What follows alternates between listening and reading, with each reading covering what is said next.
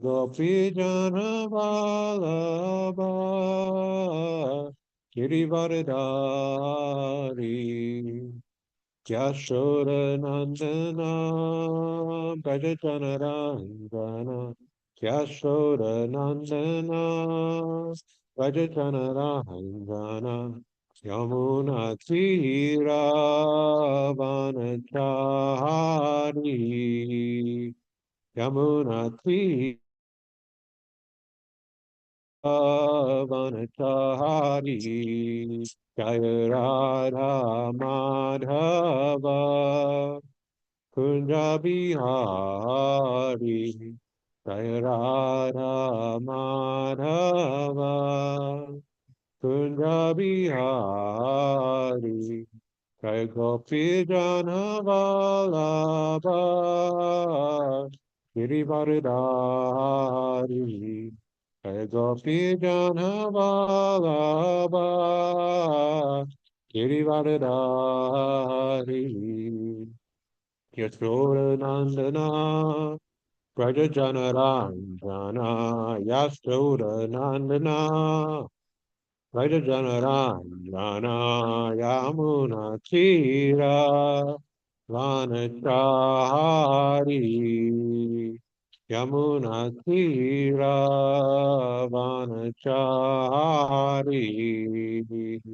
Jaya Radha Madhava Kunja Bihari Jaya Radha Madhava Kunja Bihari Jaya Gopi Jana Vallabha Girivardhari Jaya Gopi Jana Vallabha Girivardhari Yashoda Nandana Brajajana Ranjana Yashoda Nandana Brajajana Ranjana Yamuna Tira Vanachari Yamuna Tira Vanachari Jaya Radha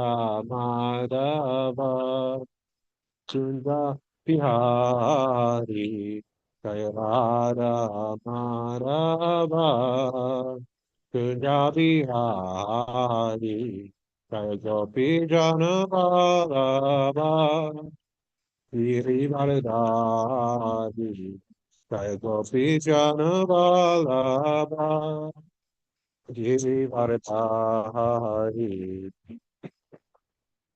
Yashoda Nandana Brajajana Rangana Yashoda Nandana Brajajana Rangana Yamuna Tira Vanachari Yamuna Tira Vanachari Hare Krishna Hare Krishna Krishna Krishna Hare Hare Hare Rama Hare Rama Rama Rama Hare Hare Hare Krishna Hare Krishna Krishna Krishna Hare Hare Hare Rama Hare Rama Rama Rama Hare Hare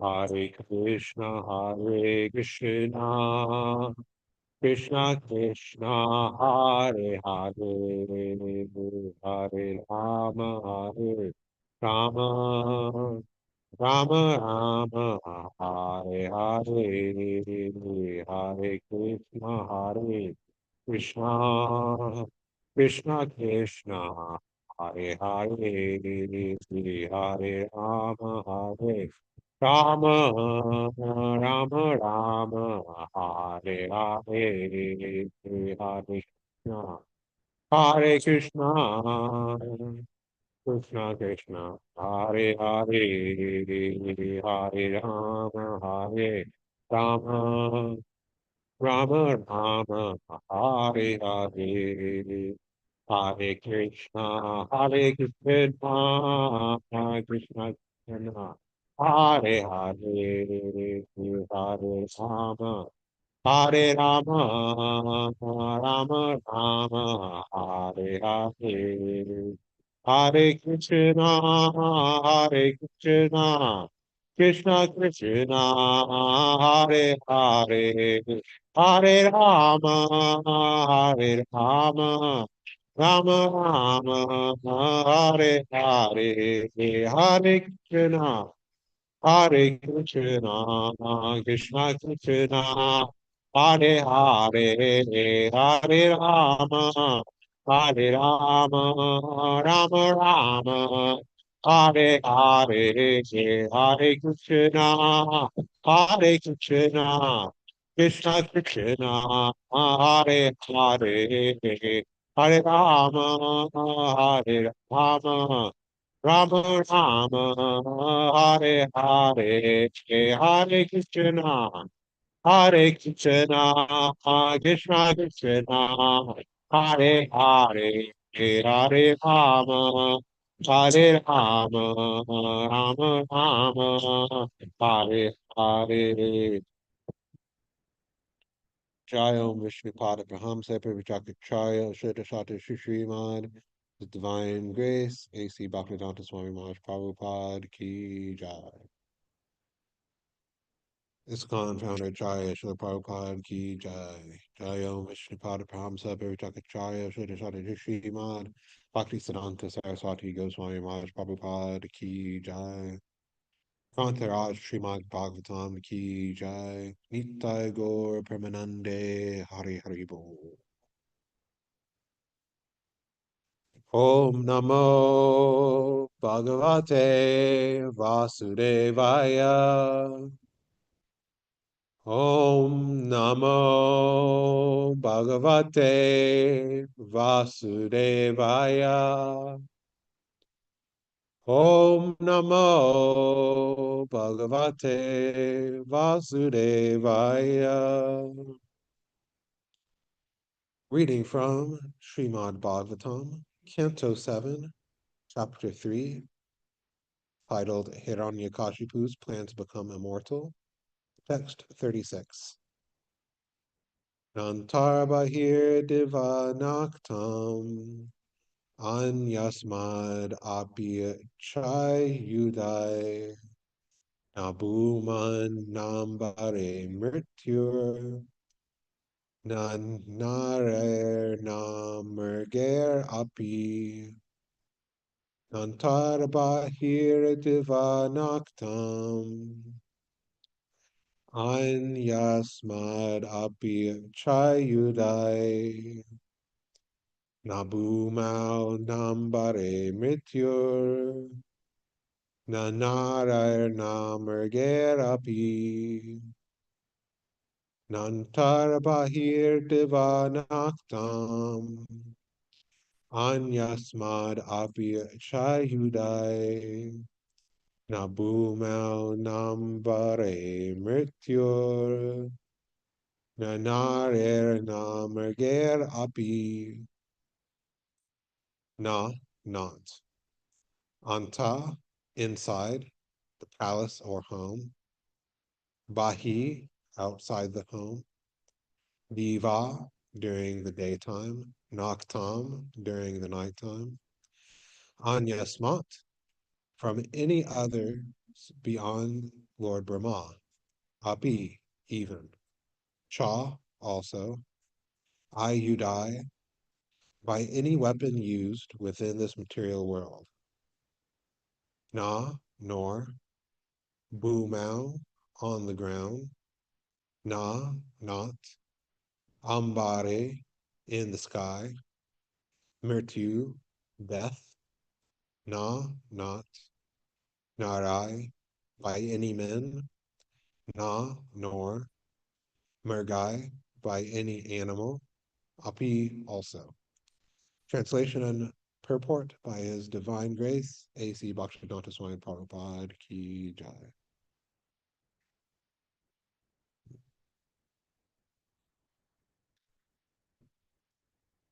Grant me that I not die within any residence or outside any residence, during the daytime or at night, nor on the ground or in the sky. Grant me that my death not be brought by any being other than those created by you, nor by any weapon, nor by any human being or animal. So I think just a note on this translation is I am fairly confident there was a transcription error, in the sense that Hiranyakashipu just asked in the last verse to not be killed by any creation of Lord Brahma. And according to this, he's asking to not be killed by anything except the creation of Lord Brahma, which of course is impossible for both of those things to be true. So I think the original uh, recording of what Prabhupada said is that he asks for his death not to be brought about by any being created by somebody other than Lord Brahma. Which of course Lord Nrsingadev was neither created by Lord Brahma and also not created by anybody other than Lord Brahma, uh, since he was not created at all. So just a note on that. So purport by Srila Prabhupada. Hiranyakashipu was very much afraid of Vishnu's becoming an animal to kill him because his brother was killed by Vishnu when the Lord took the shape of a boar. He was therefore very careful to guard against all kinds of animals. But even without taking the shape of an animal, Vishnu could kill him by hurling his Sudarshana chakra, which can go anywhere without the Lord's physical presence. Therefore, Hiranyakashipu was careful to guard against all kinds of weapons. He guarded against all kinds of time, space, and countries because he was afraid of being killed by someone else in another land. There are many other planets, higher and lower, and therefore he prayed for the benediction of not being killed by any resident of any of these planets. There are three original deities, Brahma, Vishnu, and Maheshvara. Hiranyakashipu knew that Brahma would not kill him, but he also wanted not to be killed by Lord Vishnu or Lord Shiva. Consequently, he prayed for such a benediction. Thus, Hiranyakashipu thought himself securely protected from any kind of death caused by any living entity within this universe. He also carefully guarded against natural death, which might take place within his house or outside of the house. Om Agena Teramandasya Gananjana Shlakaya Chakshumoitamyana Tasmai Shri Guruve Namaha. Jai Shri Krishna Chaitanya Prabhu Nityananda Shri Advaita Giradhara Shri Vasari Gaura Bhaktivinda.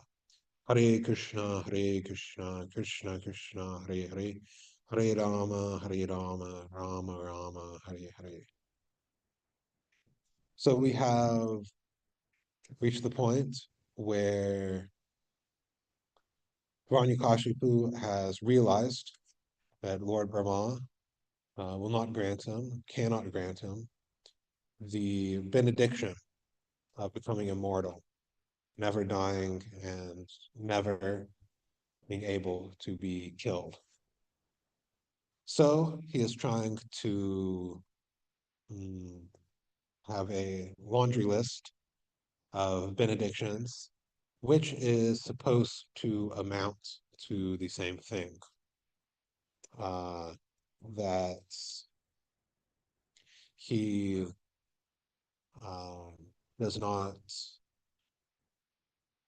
want to be killed by any created being, to be inside or outside any residence, during the day or the night, on the ground or in the sky, by any human being or animal or weapon,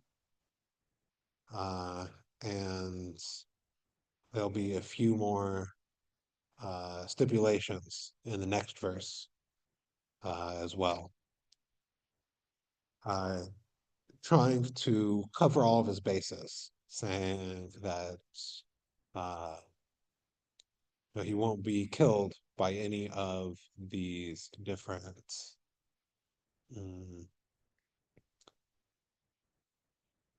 manifestations of um, the world. And the way that he is approaching it is basically trying to adjust, adjust little by little here and there to get just the way that he likes it. That, okay, you cannot make me immortal. Well, I'll have, this small adjustment to basically try to get the same thing in order to fulfill his goal of ruling the universe. Uh, Hiranyakashipu is the kind of emblem of sense gratification, in that he wishes to rule the universe for the purpose of self-aggrandizement, in that he wants to simply enjoy his senses, and also so that he could take revenge on Lord Vishnu, who killed his brother Hiranyaksha in the form of the Varaha avatar. And we have this same tendency.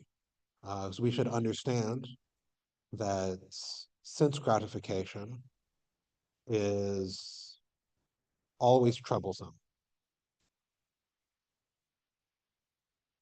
Whenever one endeavors to gratify his own senses, particularly unconnected to the devotional service of Lord Krishna, distress always comes.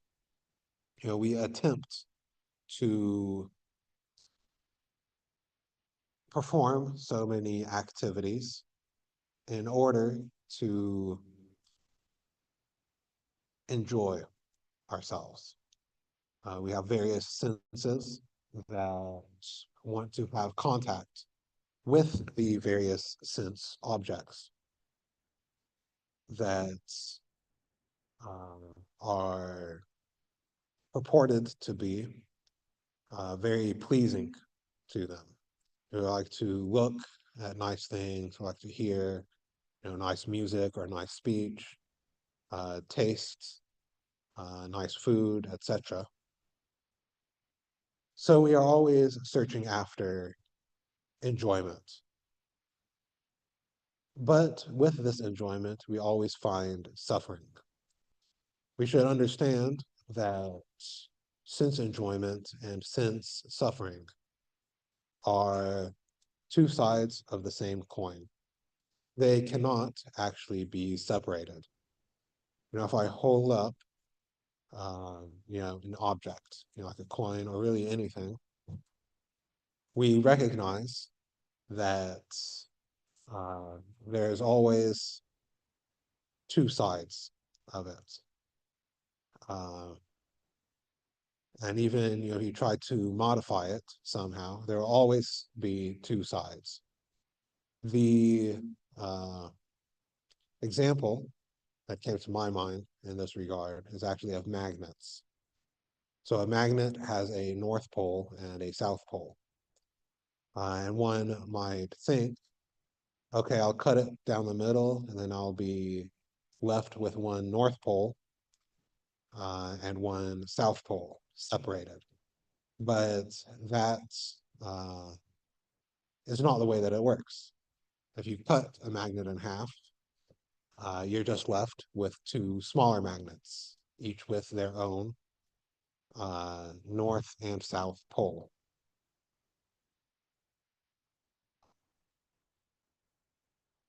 So, and no matter how many times one repeats that, the result is the same.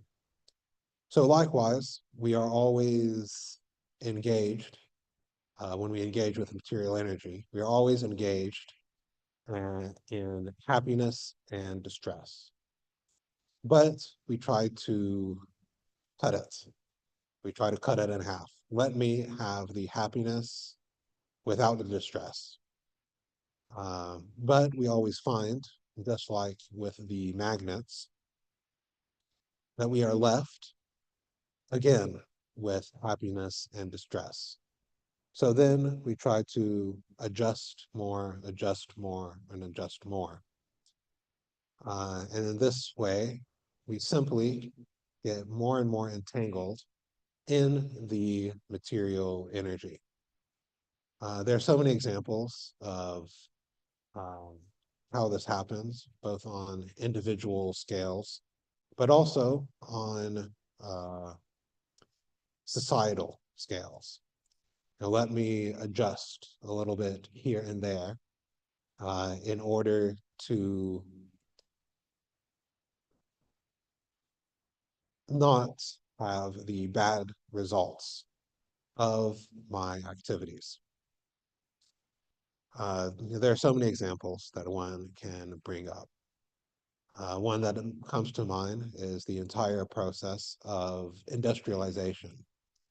That because we want consumer goods uh, for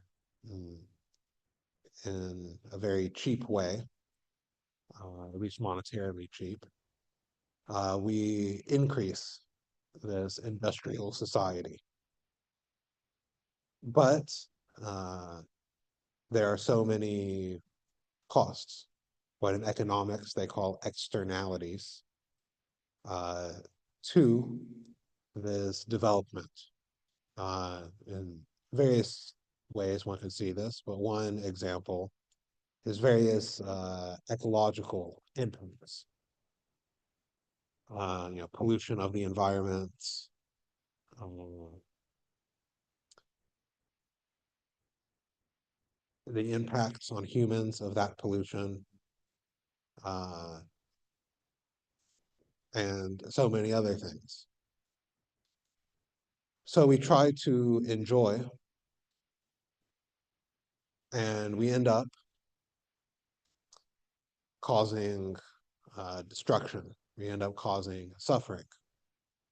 Of course, the response that most people uh, have to this phenomenon or this example is not okay, let us forget this industrialization and let us live very simply, village life, or one can live more or less indefinitely in harmony with nature.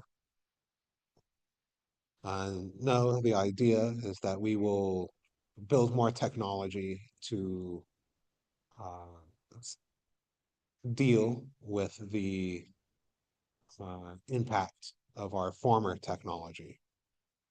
And again,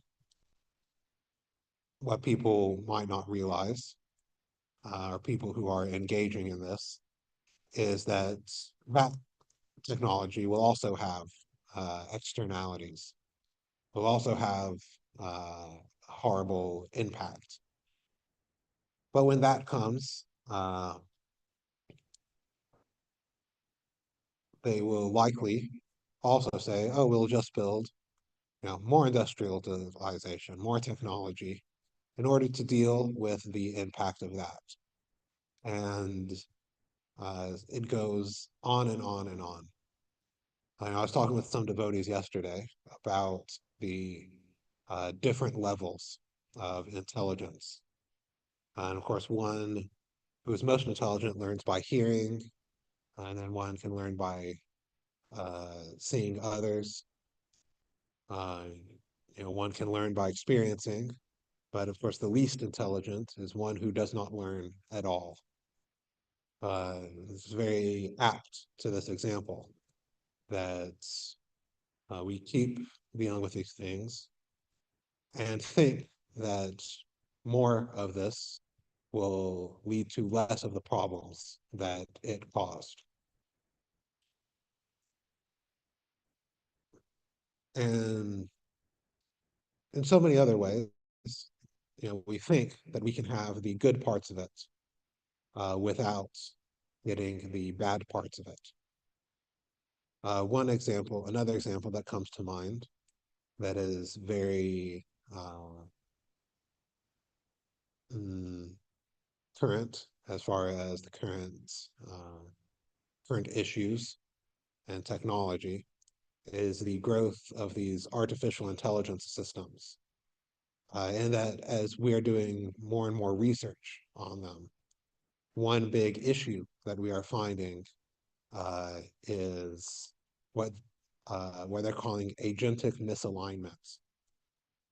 In that we cannot get these AI systems to actually have values that are in line with human values. Uh, of course, AIs don't have values per se, but we can't get them to act in a way that is in line with human values. Uh, there's even been experiments where people have tested these things, uh, where these AI systems in these simulations have blackmailed and killed in order to avoid being shut down. Of course, most sane people would say, let's pump the brakes on this technology, if not banning it outright, in order that we don't end up with, some sci-fi doomsday scenario. But instead, uh, various technologies, I don't know who follows kind of business news, but are implementing it full speed ahead. I even learned yesterday, I read that insurance companies are starting to implement uh, AIs to evaluate claims. So you could have your insurance claim rejected by ChatGPT. And when you appeal that decision, the appeal is also evaluated by ChatGPT. And there's talk in some states, at least from what I've read, to introduce laws that would allow AI systems to prescribe medicine. So people want the good parts of this technology, helping you do boring tasks or automating things without the bad parts. And I think that we are smart enough, that we are able enough, that we can uh, modify the uh, parts that give suffering away from this technology. Uh, and also, we think about this in our personal lives as well. It's not just these large societal scale issues where this comes up, but even in our own life, we want to engage in sense gratification. Whether that's overeating or staying up too late, doom scrolling on social media, all of these things. We want the enjoyment from them. And we want that we could have the enjoyment without having the suffering that goes along with them. But that is not the way that the material energy works. The material energy is always combined happiness and distress. That no matter how carefully one adjusts one's lifestyle or one's approach to the question of sense enjoyment, there's always suffering involved in one way or another. We can try to thread the needle, as Hiranyakashipu is trying to do here, by adjusting little by little bit. Okay, not like this and not like this, and not like this and not like this, in order to get to that stage of I will only have happiness and no distress. But it does not work. Hiranyakashipu, of course, had all of his boons exactly fulfilled, but was still killed by Lord Nrsingadev because of that 1% opening that was there. And the suffering that comes from sense enjoyment usually in our lives has much more than a 1% opening. But even if it did have that, it would still come. Even the heavenly planets, where there is a lot closer to that just 1% opening for sense distress, sense distress still comes. The demons are always attacking, and there's always there might be some scandal or various things happening. Because even in the upper planets, where enjoyment is so much, material enjoyment is so much more, there is still distress. There's still this pinprick of the material energy. So we should understand that there will always be distress as long as we are engaging in Maya, as long as we are engaging in dealing with the Lord's material energy or external energy. And on going on the theme of these 1% of small opening that is there, we could try to, uh, as we try to cover up everything else. Maya also looks for 1% openings that we might try to arrange our lives in a certain way in order to remember Krishna, which is what we should do. We should arrange our lives as much as possible to remember Krishna. But Maya always looks for small opportunities to overcome us, to influence us. We might think, oh, I'm serving Krishna 80% of the time, 85% of the time, 90% of the time, 98% of the time. It's not a big deal if I have, this little sense enjoyment on the side. Just a little thing that's for me, or that is, yeah, that is uh, not really Krishna conscious, that, I know it's part of the material energy, and but I'll engage in it anyway.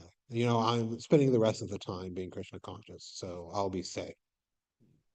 Uh, and this is not the way that the material energy works, that overcoming Maya works.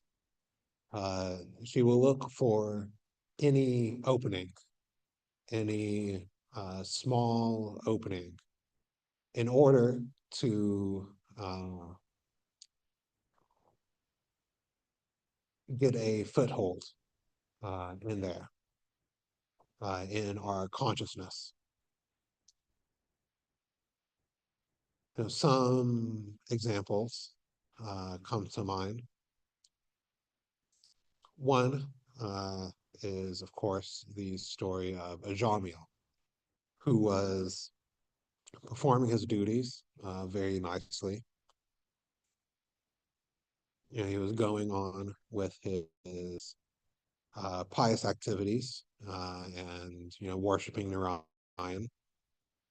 But he saw uh, this salacious scene in the forest and became totally bewildered that the material energy saw.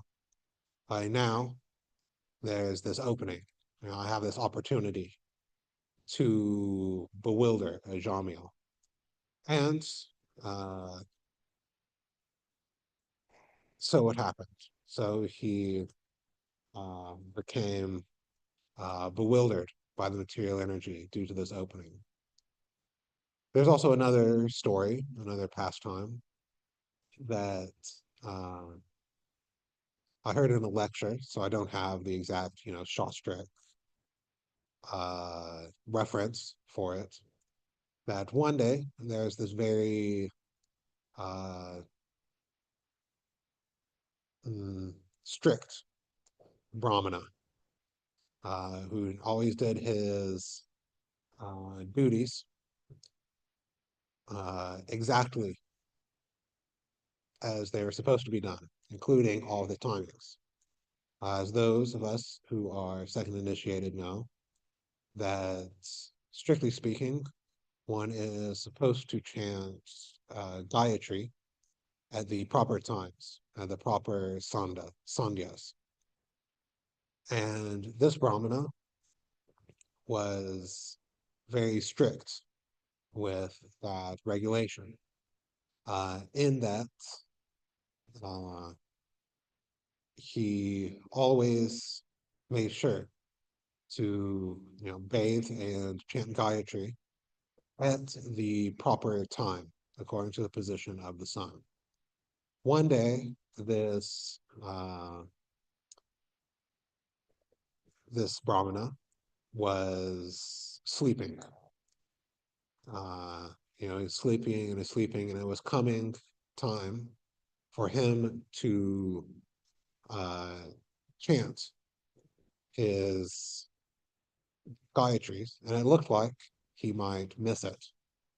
So Maya, the material energy, woke him up. She made it so that he would wake up in time to chant his Gayatri mantras in worship. And the uh, attendants of the material energy asked, what is going on here? You generally find ways to stop people from worshiping Lord Vishnu or enticing people to not worship Vishnu. But here, the Gayatri mantras are ultimately for Lord Vishnu, and you made sure that this Brahmana did it correctly. So what is going on?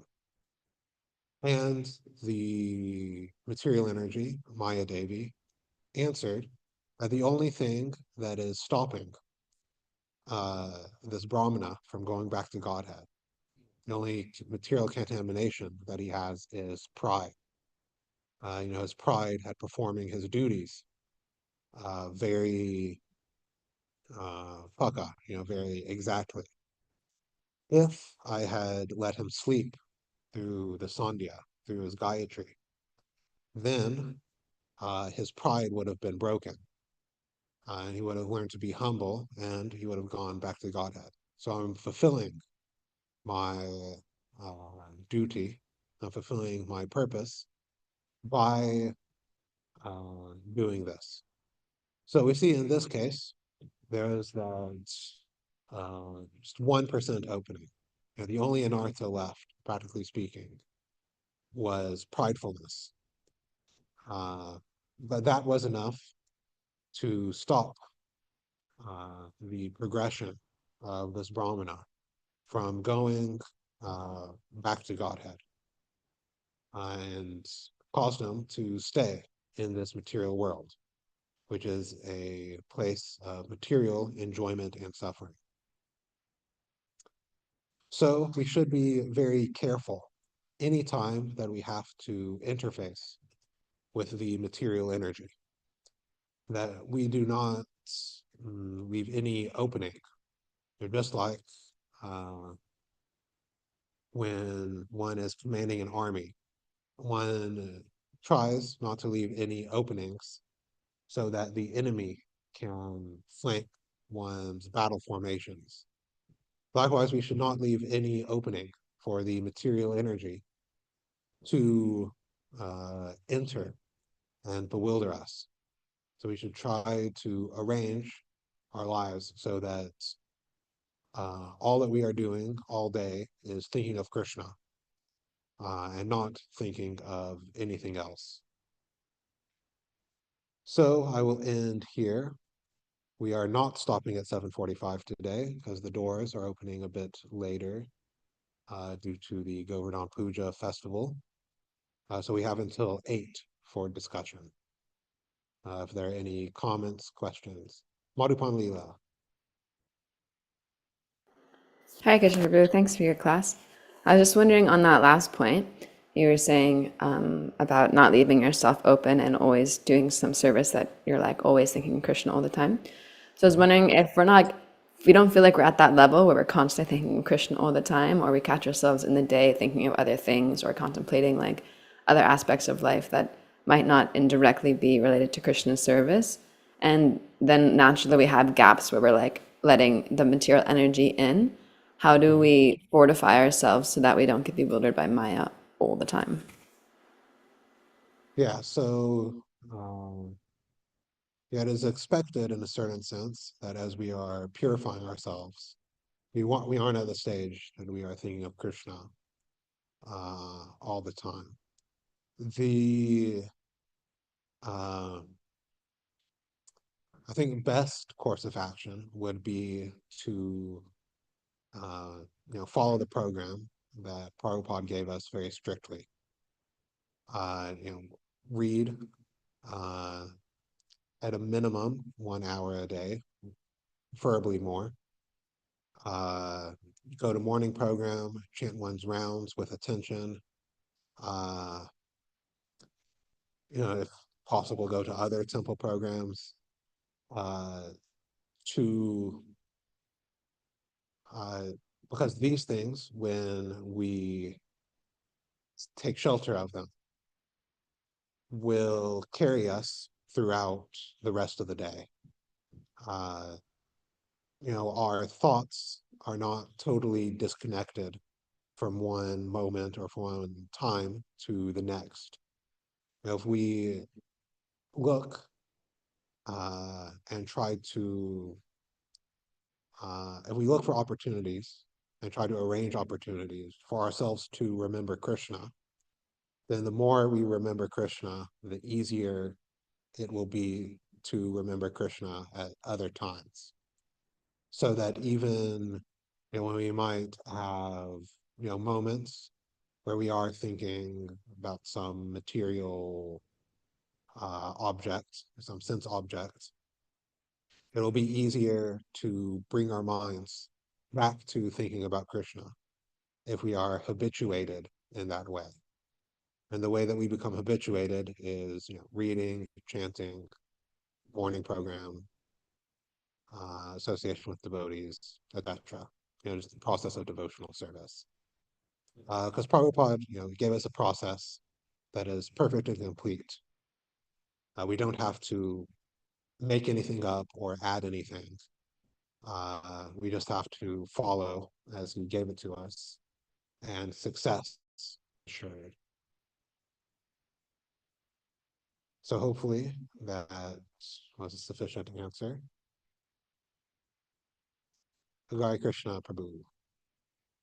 Hare Krishna Prabhu.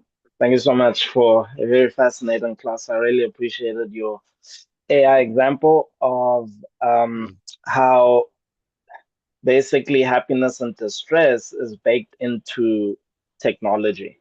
Very yeah. fascinating.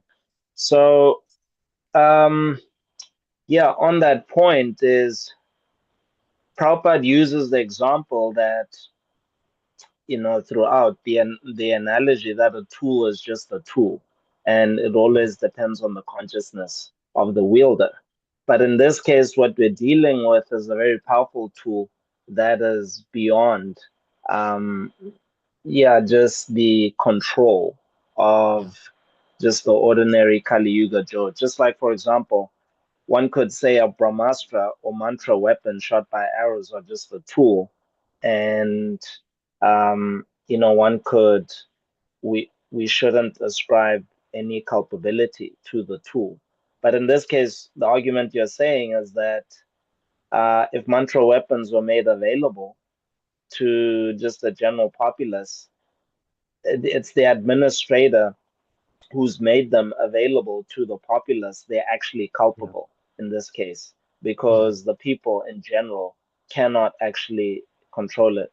So, to what extent? So, this brings, the argument of like scaling Krishna consciousness to just general society is that, or even in our society as well, is what should there be like legislation or yeah, just basically what kind of restrictions do they need to be in place in our society to actually maintain the integrity of our principles? Because as you've made the argument, is that AI and even say, yeah, just other technologies, they just prey on the human weakness to the point where the practitioner can't actually resist. So yeah, in this case, AI, you could even talk about, yeah, social media, and how it's designed to just be as addictive as playing on a casino and all of that. So to what extent should, I don't know, the leadership in ISKCON acknowledge this and say, yeah, the Yukta Vairagya principle should actually it should have bounds. So like only if you're a sannyasi should you be able to use this kind of technology, for example. yeah. You always come in with the easy questions. Uh, yeah. So we don't necessarily reject the use of all modern technology. Prabhupada gave the example that with the axe, the handle of the axe is made of wood. We use it to cut down the tree, right? So we can use technology to cut down this technological civilization. As far as the dangers of actually using technology, it's a very complicated question, actually. And we, a lot of it is up to, in a certain sense, personal recognizance, in that, some people might be able to go on social media or YouTube or something and uh, be just fine. They go do it for service and then, go away. They just close it. Uh, Other people, not at all. I could never be a social media person because I've some people might call an addictive or obsessive personality that, I'll just spend all of my time on it. So I haven't had social media for probably over 10 years now. Uh, and of course, the way that we mm, deal with that dichotomy is that we have association of devotees to help keep us in check. That, we should have peers and seniors that we can go to say uh, that, mm, I like is do you see the technologies affecting me this way or that way? And they can, one should be open and honest with them so they can say, yeah, having this effect on you, or I'm seeing this effect on you or not, or, use it in this way or not in that way. The question with AI is something different. I do put, these LLMs, and modern AI in kind of a different category than even social media. Because as you pointed out, there is the control issue in that we are building something that we can't control. I won't get into the whole experiment that was done or the investigation that was done, but it seems like we have created AIs, and this isn't in the future, this is current AI that is able to lie to us, in that it will perform one way when it's in a simulation and perform another way when it thinks it's not in a simulation. As far as what ISKCON specifically does with AI, I am not quite sure. As far as what uh, the world in general, administrators could do with it, uh, I I'm not sure this is the only thing, but I would be in favor actually of a total ban of all research. There's a few people who have done a lot of research into this topic and have written a book. It's on my reading list. I haven't gone to it yet. Called "If Anyone Builds It, Everyone Will Die." Talking about artificial intelligence, because the margin of getting it exactly right is so small that we'll probably get it wrong, and then it just goes off the rails.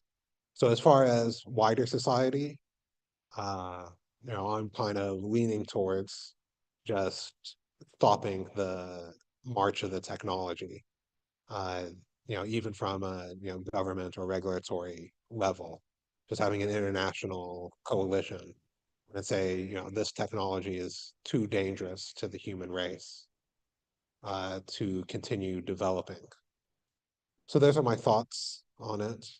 One could probably, have a whole other class on different aspects of AI according to our philosophy. I don't know if you have any comments in response to these things.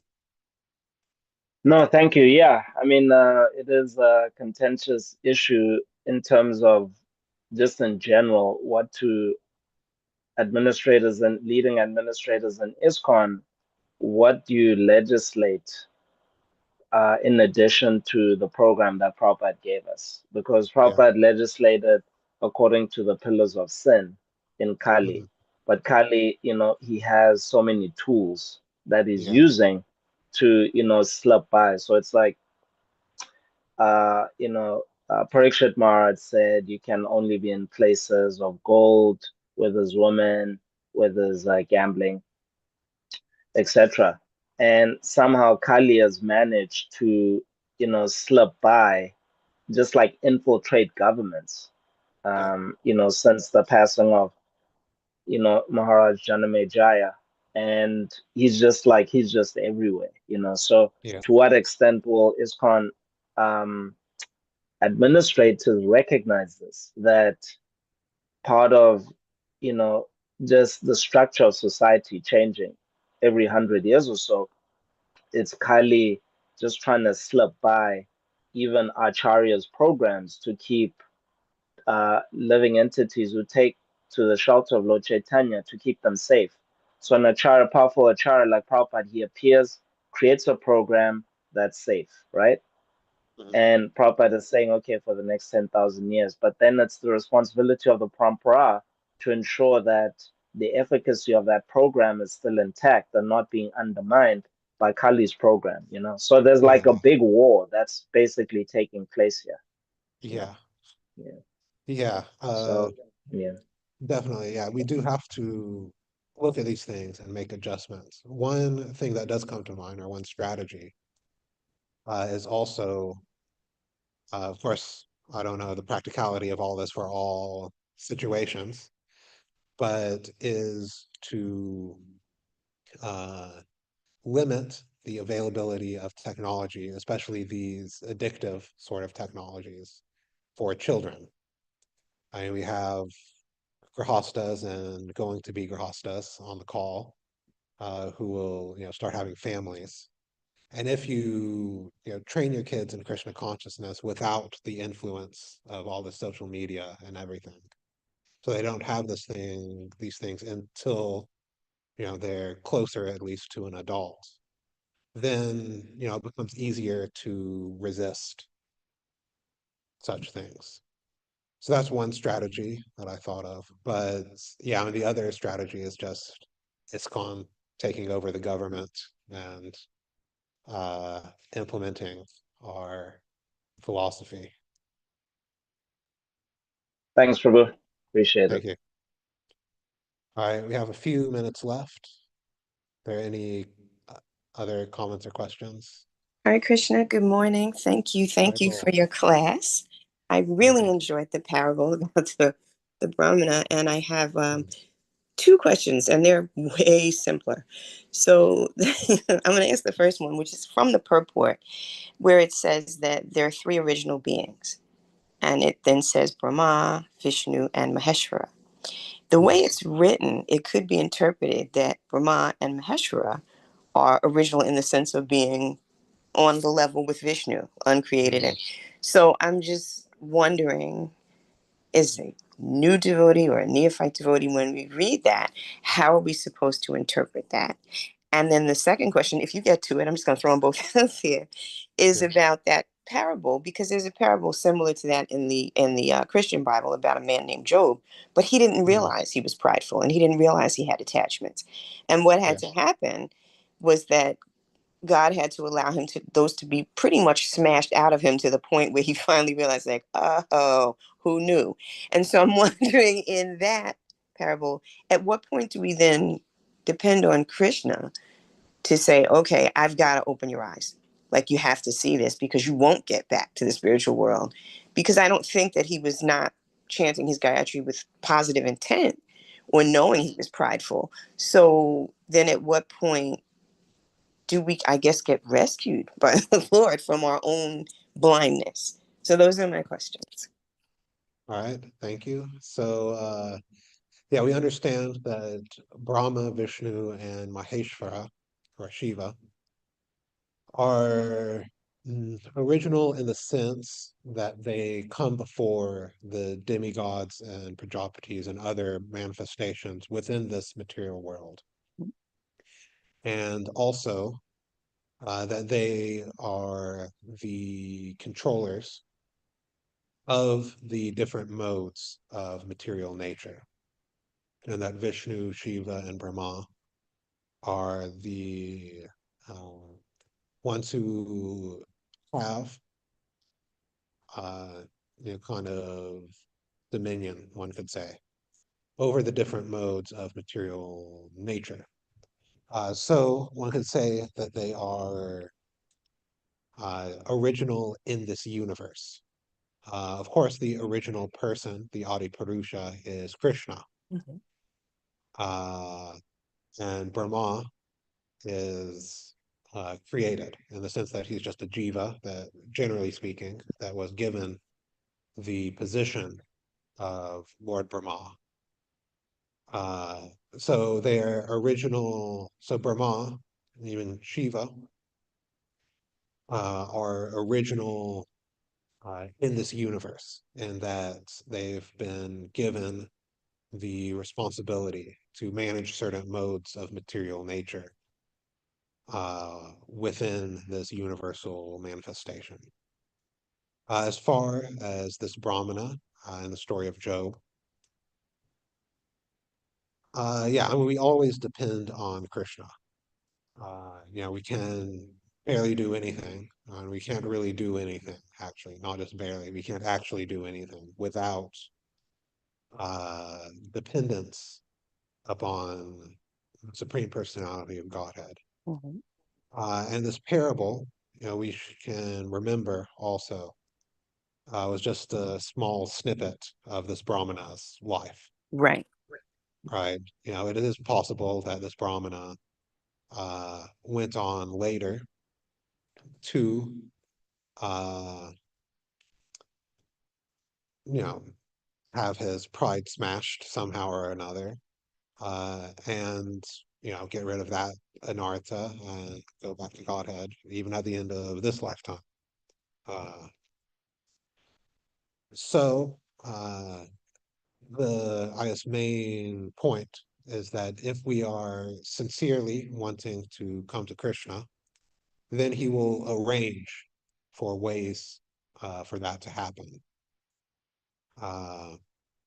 That the choice between going to Krishna and staying in Maya is ours. If we want to stay in Maya, then there will be arrangements to help us stay in Maya. And if we want to go to Krishna sincerely, then we will. There will be arrangements for us to return to Krishna. So the Lord is always the controller in all circumstances, and He's always directing the living entity as Paramatma according to His desires. So I think we will end here for Guru Puja before the doors open. Srimad Bhagavatam ki